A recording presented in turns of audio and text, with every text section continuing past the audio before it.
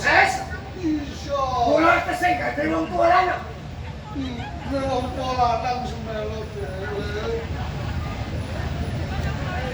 Kowe kepengin ngerti sapa wong tuamu? Sapa wong tuaku, Pak? Satemene penjara anake wong pidak pejarakan ngono ora. Anak ekor batuknya bareng ora. Kowe iki sekurase. Aku ora pasir batang. Anak ratu sapa ing pasir batang?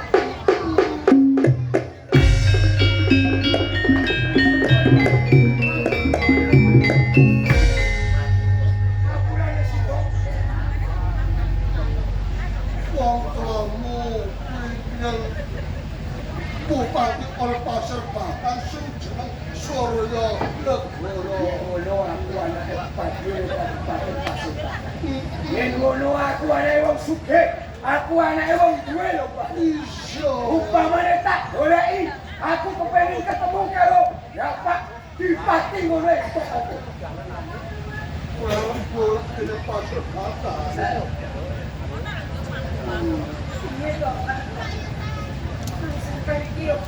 Nek kowe kok kono bakal kecelek kowe.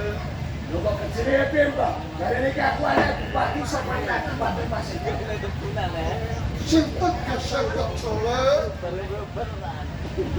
Wong tuamu lanang sing jeneng Surya Negara wis mati. Wis mati.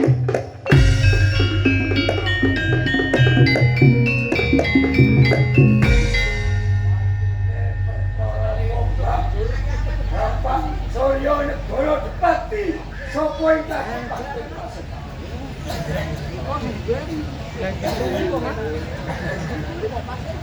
Wong tuamu mati. Kowe ora sapa pesone. Ora yo ora. Wong tuamu mati mergo wong. Sopo sing wani ngenah karo wong tua? Karo bapak, Pak. Sing enak wong tuamu. Ayo ah. Ora yo. Prabu Siliwangi. Wong saka ngendi, Pak? Sopo pejabat? Saka Pejajaran. Tak boleh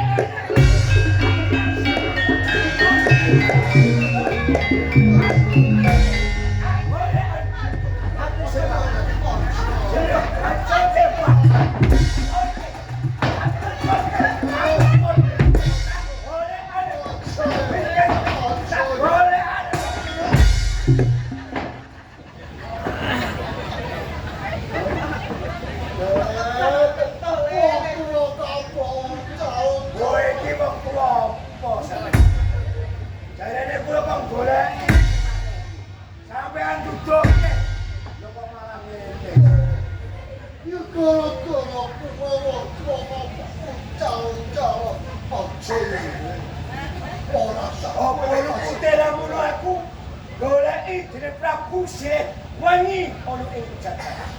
Mergo dheweke sing ngrena Bapak Bupati ono ing Pasir Batang. Kowe nek arep pejajaran tak ibaratake seluruh bumi.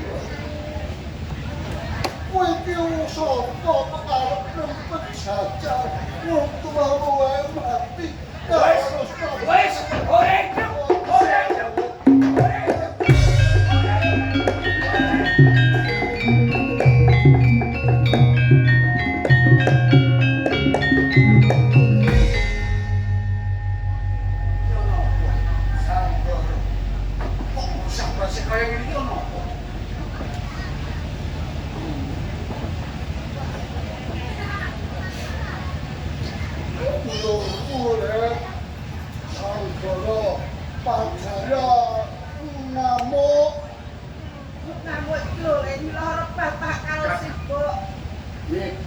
Iki mau ono kedadian sih.